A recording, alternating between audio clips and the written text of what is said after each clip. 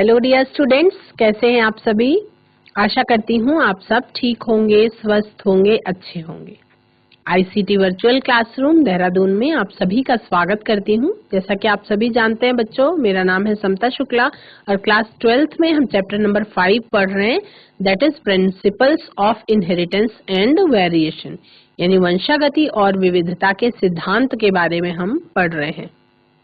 इस चैप्टर में आपको मेंडल के एक्सपेरिमेंट्स के बारे में पढ़ना था। मेंडल के द्वारा किए गए प्रयोग, अनुवांशिकी के क्षेत्र में उन्होंने कौन कौन से प्रयोग दिए और कौन कौन से मेंडल के नियम आए जेनेटिक्स से रिलेटेड, उसके बारे में आपने जाना। पहला आया था बच्चों प्रभाविता का नियम। उन्होंने मटर के पौधे का चुनाव किया था और उस पे उन्होंने 7 जोड़े कॉन्ट्रास्टिंग पेयर्स का चुनाव किया था, यानी कि 14 लक्षणों का चुनाव किया था, जिस पर उन्होंने निरंतर 7 सालों तक प्रयोग किया। अलग अलग प्रयोगों के आधार पे उन्होंने जब 2 ऐसे पेरेंट्स का चुनाव किया जिसमें किसी एक ही लक्षण का अंतर था, जिसे हम एकल संकरण का प्रयोग कहते हैं, इनहेरिटेंस ऑफ वन जीन, इस प्रयोग के आधार पर उन्होंने अपना 2 नियम बताया।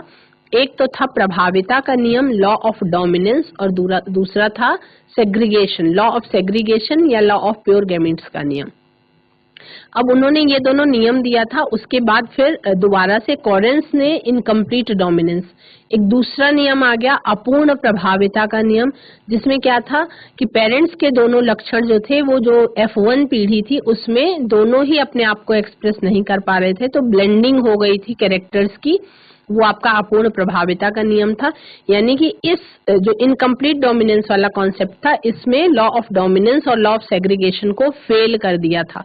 उसके बाद को डोमिनेंस का नियम आया, सह प्रभाविता का नियम। सह प्रभाविता के नियम में ये था कि पेरेंट्स की दोनों लक्षण जो थे वो अपने आप को एक्सप्रेस कर रहे थे को डोमिनेंस में, ठीक है। उसके बाद तीसरा नियम फिर मेंडल का आया, law of inheritance of 2 genes, है ना। द्विसंकरण प्रयोग आया, जिसके बारे में हमने कल के सेशन में पढ़ा कि द्विसंकरण प्रयोग के बारे में।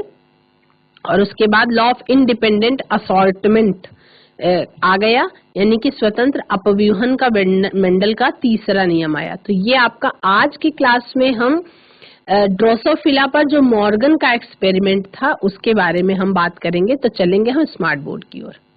बच्चों, कल के सेशन में हमने लॉ ऑफ इंडिपेंडेंट असॉर्टमेंट के बारे में बात कर ली थी, जिसमें हमने ये बात करी थी कि जो मटर के पौधे का चुनाव किया था मेंडल ने, उसमें 2 लक्षणों का चुनाव कर लिया था। एक तो था सीड का शेप और एक था सीड का कलर, और उसके आधार पे हमने वो एक्सपेरिमेंट देखा था। अब ये जो एक्सपेरिमेंट है ये है आपका ड्रोसोफिला मेलानोगैस्टर पे। जो क्रोमोसोमल थ्योरी ऑफ इनहेरिटेंस है वो क्या कहती है, मेंडल ने इनहेरिटेंस ऑफ कैरेक्टर्स पर जो कार्य किया उसको 1865 में पब्लिश करा, लेकिन कई कारणों से मेंडल के जो एक्सपेरिमेंट थे ये सन 1900 तक समाज के बीच में नहीं आ पाए, पब्लिक के बीच में नहीं आए, अनरिकॉग्नाइज्ड रहे। क्योंकि उस समय पे क्या था बच्चों, आज की तरह कम्युनिकेशन इजी नहीं थी, मेंडल का काम ठीक तरीके से पब्लिश नहीं हुआ था, जिसको हम कहते हैं आजकल की कोई भी खोज होती है वायरल हो जाती है, वो वैसा उस टाइम पे पब्लिसिटी उसको नहीं मिली। मेंडल ने जीन्स शब्दों का जो यूज करा था, जिसको वो बार बार फैक्टर्स कह रहे थे, वो उस समय पे उसको वो फैक्टर कहते थे। कॉन्सेप्ट जो है स्टेबल नहीं था, जो यूनिट्स थी वो डिस्क्रीट नहीं थी, एक्सेप्टेड नहीं था उस टाइम पे उस तरीके का एक्सपेरिमेंट। मेंडल जो है ये नहीं समझ पा रहे थे कि कंटिन्यूअस वेरिएशन क्यों हो रही है। मेंडल की मैथमेटिक अप्रोच जो थी वो उस टाइम के वैज्ञानिकों में बहुत सारे वैज्ञानिक ऐसे थे जो मान नहीं रहे थे उसके बारे में, उसको एक्सेप्ट नहीं कर पा रहे थे। बाद में भले ही मेंडल ने ये बताया कि फैक्टर्स जो है वो डिस्क्रीट यूनिट्स होती हैं, लेकिन फैक्टर्स की प्रेजेंस होती है, इसका कोई प्रूफ मेंडल नहीं दे पाए थे। मतलब मेंडल जो प्रयोग कर रहे थे वो प्रयोग तो कर रहे थे, निष्कर्ष भी निकाल रहे थे, लेकिन उसको वो प्रूफ नहीं कर पा रहे थे, है ना। क्योंकि फैक्टर्स किस चीज के बने हुए हैं वो ये नहीं बता पाए। फिर 1900 में, क्योंकि ये क्या है, ये एक तरीके की कहानी है, 1900 में, सन 1900 में 3 वैज्ञानिक आए, डी व्रीज, कॉरेंस और वॉन शेरमार्क। 3 वैज्ञानिक आए, कौन कौन से? डी व्रीज, कॉरेंस और वॉन शेरमार्क। तो उन्होंने स्वतंत्रता पूर्वक, इंडिपेंडेंटली मेंडल के इनहेरिटेंस ऑफ कैरेक्टर्स के रिजल्ट को रीडिस्कवर किया। उस समय पे माइक्रोस्कोपी के फील्ड में प्रगति हो चुकी थी, वैज्ञानिक सेल डिवीजन को देख चुके थे। हम ईयर 1900 की बात कर रहे हैं। इसमें न्यूक्लियस में एक स्ट्रक्चर की डिस्कवरी हुई थी जो हर एक सेल डिवीजन से पहले डबल होता था और डिवाइड हो जाता था। ये कौन सा स्ट्रक्चर था? ये स्ट्रक्चर था क्रोमोसोम। यानी कि जब मेंडल के एक्सपेरिमेंट्स को पहचान कब मिली? जब क्रोमोसोम का आविष्कार हो गया था। क्रोमोसोम कलर्ड बॉडीज उनको कहा गया, क्योंकि स्टेन जब करा जाता था तो स्टेन के कलर को वो ले लेते थे। स्टेनिंग के द्वारा क्रोमोसोम्स क्लियर दिखाई पड़ते थे माइक्रोस्कोप के नीचे। तो 1902 तक मियोसिस के दौरान क्रोमोसोमल मूवमेंट जो होता है उसका ज्ञान हो चुका था। आप क्रोमोसोमल मूवमेंट के बारे में क्लास 11th में ही बहुत ब्रीफ में सेल डिवीजन वाले चैप्टर में आप पढ़ चुके हैं। तो उसमें आपने मियोसिस और माइटोसिस सब पढ़ा है। तो इसके बाद 2 वैज्ञानिक थे, वॉल्टर सूटोन और थियोडोर बोवेरी। उन्होंने क्या देखा कि क्रोमोसोम का बिहेवियर जो है वो जीन के बिहेवियर जैसा था। क्रोमोसोम मूवमेंट का जो यूज है वो मेंडल लॉ को एक्सप्लेन करने में किया गया। और उसके बाद आप सभी को पता है कि जीन्स के समान क्रोमोसोम्स भी पेयर में पाए जाते हैं। जैसे जीन्स का पेयर होता है, जोड़े में ही पाए जाते हैं, उसी तरह क्रोमोसोम्स भी जोड़े में ही पाए जाते हैं। एक जीन पेयर के 2 एलील्स होते हैं, होमोलोगस क्रोमोसोम के होमोलोगस साइट पर ही वो स्थित होते हैं। तो मियोसिस 1 के एनाफेज के टाइम पे क्रोमोसोम के जो 2 पेयर्स हैं वो मेटाफेज प्लेट पर एक दूसरे से इंडिपेंडेंटली अलाइन हो सकते हैं, है ना। तो अब इसमें यहाँ तक मेंडल का एक्सपेरिमेंट क्योंकि बहुत पुराने समय पे उन्होंने ये एक्सपेरिमेंट किए थे बच्चों, तो इसलिए वो उसको सिद्ध नहीं कर पाते थे। वो एक्सपेरिमेंट करते थे, निष्कर्ष निकालते थे, लेकिन उसको वो सिद्ध नहीं कर पाते थे। तो सूटोन और बोवेरी, ये जो वैज्ञानिक थे, इन्होंने ये बताया कि क्रोमोसोम्स के एक पेयर की पेयरिंग हो जाना या सेपरेशन हो जाना, ये अपने साथ लाए जा रहे जीन्स के पेयर या फैक्टर्स के पेयर के सेग्रीगेशन का रीजन होता है ना। तो इस आइडिया को मानते हुए जो क्रोमोसोमल थ्योरी ऑफ इनहेरिटेंस थी और मेंडेलियन प्रिंसिपल और क्रोमोसोमल सेग्रीगेशन, इन दोनों को कनेक्ट करके क्रोमोसोमल थ्योरी ऑफ इनहेरिटेंस दिया सूटोन और बोवेरी ने। अब इसमें थॉमस हंट मॉर्गन नाम के वैज्ञानिक थे। तो थॉमस हंट मॉर्गन और उनके कुलीग्स ने मिल करके, उनके साथियों ने मिल करके जो क्रोमोसोमल थ्योरी ऑफ इनहेरिटेंस का एक्सपेरिमेंटल वेरिफिकेशन किया, क्रोमोसोमल थ्योरी ऑफ एक्सपेरिमेंट जो कहती थी उसको प्रयोग करके सिद्ध करना था, तो वो काम किया सर मॉर्गन ने। थॉमस हंट मॉर्गन और उनके कुलीग्स ने conducted experimental verification of chromosomal theory of inheritance. उन्होंने एक्सपेरिमेंटल वेरिफिकेशन किया क्रोमोसोमल थ्योरी ऑफ इनहेरिटेंस का। तो मॉर्गन ने क्या किया? Morgan worked with tiny fruit flies of Drosophila melanogaster. ये नाम सभी बच्चे अपनी कॉपी में लिख लेंगे, ड्रोसोफिला मेलानोगैस्टर। ये उस मक्खी का वैज्ञानिक नाम है जिस पर थॉमस हंट मॉर्गन ने एक्सपेरिमेंट किया था, ड्रोसोफिला मेलानोगैस्टर।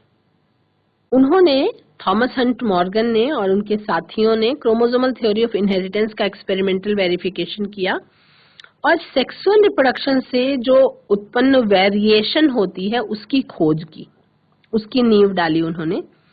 थॉमस हंट मॉर्गन ने क्रोमोसोमल थ्योरी ऑफ इनहेरिटेंस को किस पर ट्राई किया? टाइनी फ्रूट फ्लाइज, छोटी छोटी जो मक्खियां फलों पर बैठती थी उस पर इन्होंने ट्राई किया। Tiny fruit flies, that is Drosophila melanogaster, उसका इस्तेमाल करके उन्होंने प्रूव किया। तो उन्होंने क्या एक्सपेरिमेंट किया उसके बारे में हम बात करेंगे। आपका एक मेल और एक फीमेल लिया, लैंगिक प्रजनन की प्रक्रिया के द्वारा इसको उन्होंने, ही सिलेक्टेड ड्रोसोफिला बिकॉज, उन्होंने ड्रोसोफिला का चुनाव क्यों किया, ड्रोसोफिला सुटेबल मटेरियल था क्यों, उसके बारे में हम बात करेंगे। It is suitable for genetic studies, वो जेनेटिक स्टडीज के लिए, अनुवांशिक अध्ययन के लिए वो सुटेबल था। Grown on simple synthetic medium in the laboratory, ये लैब में सिंपल सिंथेटिक मीडियम में इसको ग्रो कर सकते थे। They complete their life cycle in about 2 weeks, ये अपनी लाइफ साइकिल को 2 वीक्स में पूरा कर लिया करते थे। अ सिंगल मेटिंग से बड़ी संख्या में संतानें इसमें होती थी। A single mating could produce a large number of progeny flies, यानी एक सिंगल मेटिंग से बहुत सारी संख्या में मक्खियां जो है प्रोड्यूस हो रही थी। Clear differentiation of male and female flies, यानी मेल और फीमेल में अंतर करना आसान था ड्रोसोफिला के केस में।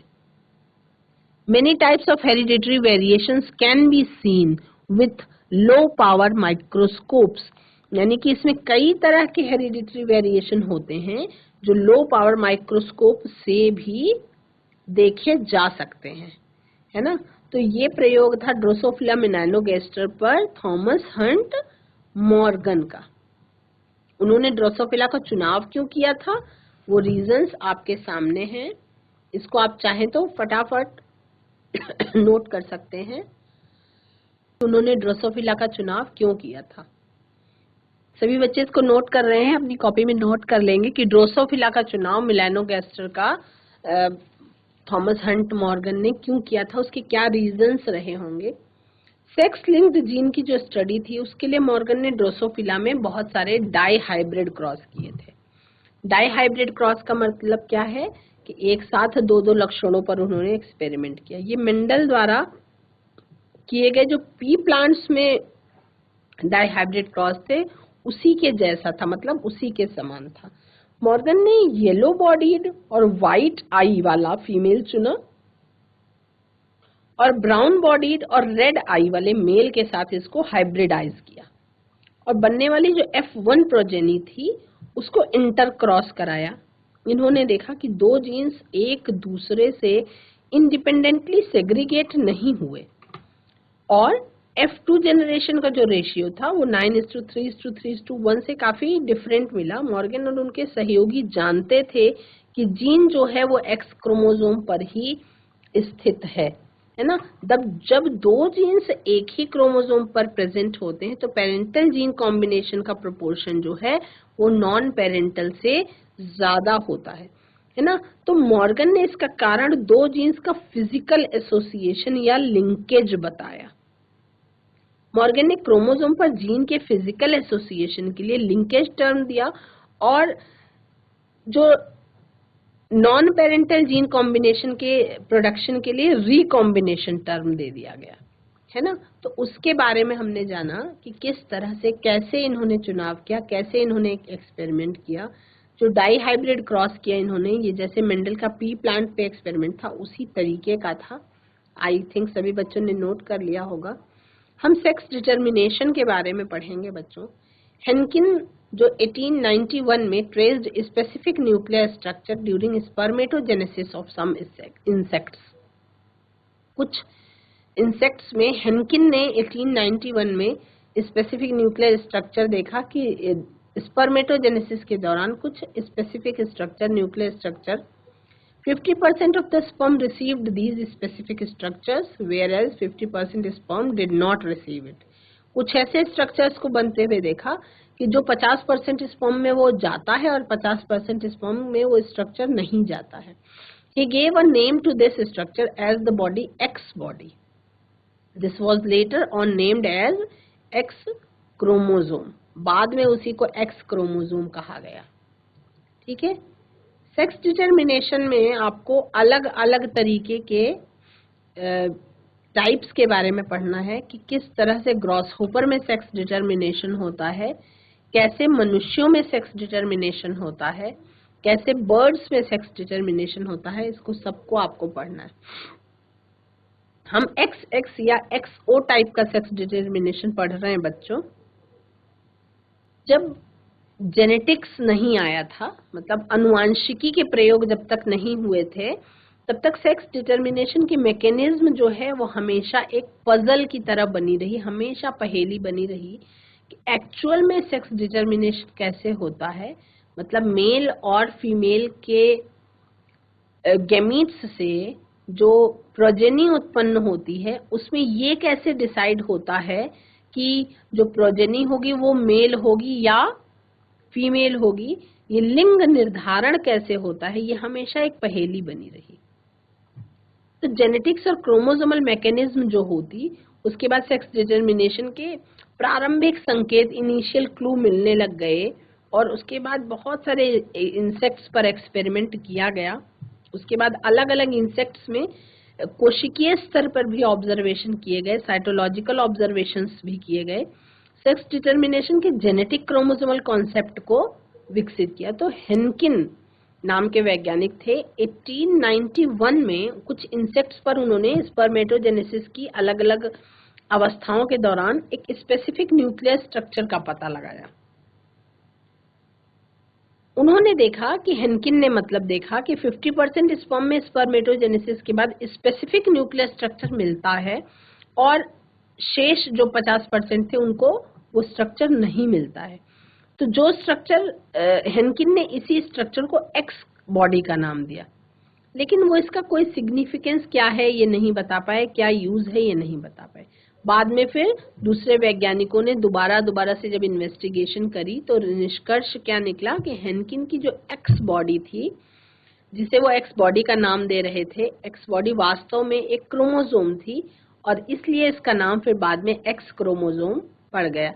अब अगर XX और XO mechanism of sex determination हम देखें, XX और XO type of sex combination देखें, तो ग्रास होपर में ये आपका सेक्स डिटर्मिनेशन इस टाइप का पाया जाता है, जिसमें XX और XO टाइप का कॉम्बिनेशन होता है। अधिकांश इंसेक्ट्स, ज्यादातर इंसेक्ट्स में सेक्स डिटर्मिनेशन की मैकेनिज्म जो है वो XO टाइप थी, यानी कि सभी एग्स के पास क्रोमोसोम्स जो ऑटोसोम्स थे उनके अलावा एक एडिशनल एक्स क्रोमोसोम भी पाया जा रहा था। The grasshopper contains 12 pairs of 24 chromosomes, यानी कि जो ग्रासहोपर होता है उसके पास 12 जोड़ी या 24 क्रोमोसोम्स होते हैं। 12 जोड़ी मतलब 24 क्रोमोसोम्स होते हैं। The male has only 23 chromosomes. यानी कि जो eggs होते हैं, all eggs bears one X chromosome along with autosomes. यानी egg के पास एक एक्स्ट्रा जोड़ा होता है। तो कुछ स्पर्म्स में X क्रोमोसोम होता है और कुछ में नहीं होता है, लेकिन जो एग है, एक्स क्रोमोसोम वाले स्पर्म से, फर्टिलाइज्ड एग से, इसको सभी बच्चे नोट करेंगे अपनी कॉपी में, है ना। XX और XO type of sex determination heading डाल लेंगे, और उसमें ये पॉइंट्स जो है वो लिख लेंगे। द ग्रासहोपर कंटेन्स 12 पेयर्स और 24 क्रोमोसोम्स, यानी 24 गुणसूत्र होते हैं या 12 जोड़ी गुणसूत्र होते हैं। The male has only 23 chromosomes, male के पास केवल 23 क्रोमोसोम्स होते हैं, और जो all egg bearers 1 X chromosomes along with autosomes, उनके पास ऑटोसोम्स के अलावा एक एक्स क्रोमोसोम भी प्रेजेंट होता है। Some sperms 50% bears 1 X chromosome and 50% do not. Sperms में आधों के पास एक्स क्रोमोसोम होता है और आधों के पास नहीं होता है। तो egg fertilized with sperm having X chromosome became female,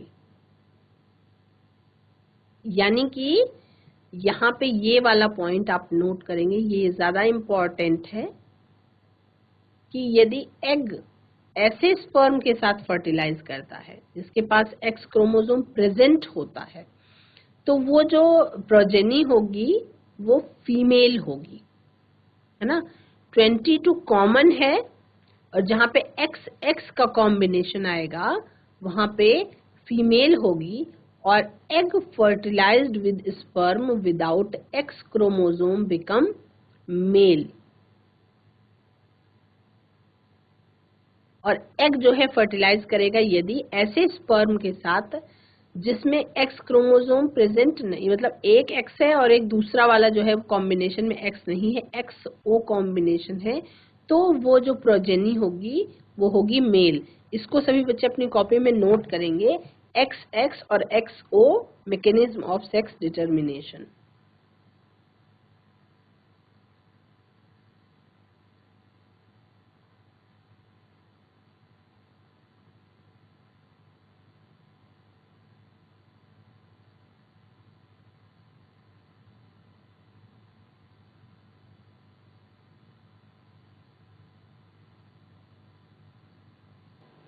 ग्रॉसहोपर के केस में आप देख रहे हैं कि एक्स एक्स यानी कि 22 तो ऑटोसोम्स हैं, एक समान है, और जहां पे एक्स एक्स का कॉम्बिनेशन 22 के साथ मैच हो रहा है वहां पे फीमेल प्रोजेनी हो रही है, और जहां पे एक्स ओ का कॉम्बिनेशन 22 ऑटोसोम्स के साथ मैच हो रहा है वहां पे मेल प्रोजेनी हो रही है।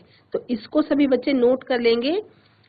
आपको x x, x O type, उसके बाद एक्स एक्स और एक्स वाई टाइप दोनों के बारे में पढ़ना है, और बर्ड्स में आपको पढ़ना है जेड जेड और जेड डब्ल्यू टाइप। बहुत बार क्वेश्चंस एग्जाम में आए हैं जहां पे केवल ये पूछ लिया जाता है कि जेड जेड और Z W type of mechanism का सेक्स डिटर्मिनेशन किस में देखने को मिलता है, या एक्स एक्स और X O type of sex determination किस में देखने को मिलता है। ऑप्शंस आपके पास 4 होते हैं, उसमें से आपको चुनाव करना होता है। इसी तरह से आपका एक्स एक्स और X Y type of sex determination के बारे में भी पूछा जाता है कि ये किस में मिलता है। पहले ये सभी बच्चों ने नोट कर लिया, एक्स एक्स और X O type of sex determination present in grasshopper. ये ग्रास होपर में पाया जाता है। ग्रास होपर होता क्या है, सभी बच्चों को पता है, ग्रीन कलर का होता है ये। आई थिंक आप सभी ने नोट कर लिया होगा। नेक्स्ट है आपका एक्स एक्स और एक्स वाई टाइप। ये पाया जाता है बच्चों इंसेक्ट्स में और मैमल्स में भी पाया जाता है। इंसेक्ट्स में भी पाया जाता है और मैमल्स में भी पाया जाता है, मतलब आपका ह्यूमंस में भी पाया जाता है। मैमल्स का मतलब मेरे कहने का है कि ह्यूमन बीइंग में भी इसी टाइप का लिंग निर्धारण पाया जाता है। यहाँ पे मेल और फीमेल में क्रोमोसोम का नंबर जो है वो एक समान होता है, मतलब नंबर ऑफ क्रोमोसोम्स सेम होते हैं, बस एक जोड़ा उसमें डिफरेंस होता है। कैसे होता है, मेल में एक एक्स क्रोमोसोम होता है और उसका जोड़ीदार जो है वो वाई क्रोमोसोम होता है, और फीमेल में एक पेयर एक्स क्रोमोसोम, जैसे इसमें सारे के सारे ऑटोसोम्स होते हैं ना, एक जोड़ा जो लास्ट वाला है उसमें डिफरेंस होता है, एक में एक्स वाई होता है और एक में एक्स एक्स होता है। तो ये आपने 10th क्लास में भी ह्यूमन बीइंग में लिंग निर्धारण कैसे होता है ये आपने 10th में भी पढ़ा है, और आपको अगले सेशन में बहुत ब्रीफ में मैं इसको बता दूंगी कि एक्स एक्स और X Y type of sex determination in insects and mammals. In this type both male and female has same number of chromosomes, मतलब पुरुष और स्त्री, मेल और फीमेल इंसेक्ट दोनों में समान संख्या में गुणसूत्र पाए जाते हैं। Female has autosomes and a pair of x chromosomes, यानी कि जो फीमेल होती है उसमें ऑटोसोम्स होते हैं प्लस लास्ट वाले पेयर में एक्स एक्स का कॉम्बिनेशन होता है, और मेल में क्या होता है, ऑटोसोम्स होते हैं और एक जो पेयर है उसमें 1 large X chromosome and 1 very small Y chromosomes, इस तरीके से पाया जाता है।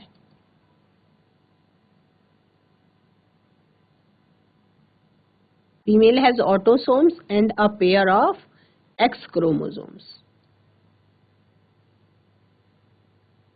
और मेल की हम बात करें तो male has autosomes and 1 large X chromosome and 1 very small Y chromosome. अब जो भी कॉम्बिनेशन बनता है, जो भी निर्धारण की बात होती है, वो डिपेंड करता है इस वाई क्रोमोसोम के साथ कि ये जो वाई वाला कॉम्बिनेशन है ये किसके साथ मैच होगा, और इसी पर डिपेंड करता है कि मेल और फीमेल प्रोजेनी होगी, है ना। ये हेट्रोगेमिटी आती है इसमें मेल में हेट्रोगेमिटी होती है और फीमेल में होमोगेमिटी होती है। हेट्रोगेमिटी का मतलब क्या है कि गेमीट्स डिफरेंट तरीके के बनते हैं, किसमें, मेल में, और फीमेल्स में सेम मतलब एक समान प्रकार के गेमीट्स का निर्माण होता है।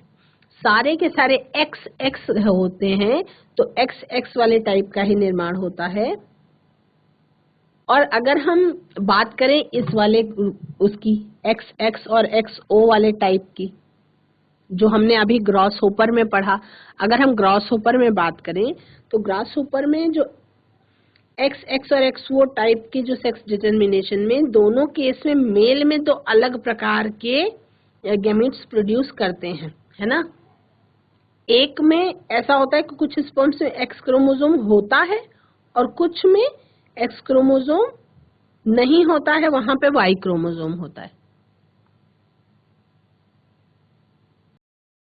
बच्चों, आज के क्लास में हमने थॉमस हंट मॉर्गन का एक्सपेरिमेंट देखा कि उन्होंने किस तरह से ड्रोसोफिला मेलानोगास्टर का चुनाव किया था और उस पर उन्होंने क्रॉस करवा करके, डाइहाइब्रिड क्रॉस करा के ये बताया था कि किस तरीके से उन पर उन्होंने चुनाव क्यों किया था ड्रोसोफिला मेलानोगास्टर का। उसके कारण जो है वो आपको मैंने नोट करवा दिए हैं। आज की क्लास में इतना ही। अगले सेशन में हम सेक्स डिटर्मिनेशन में 2 टाइप्स के और बचे हैं, उसके बारे में बात करेंगे। That's all for today. Have a nice day. Take care.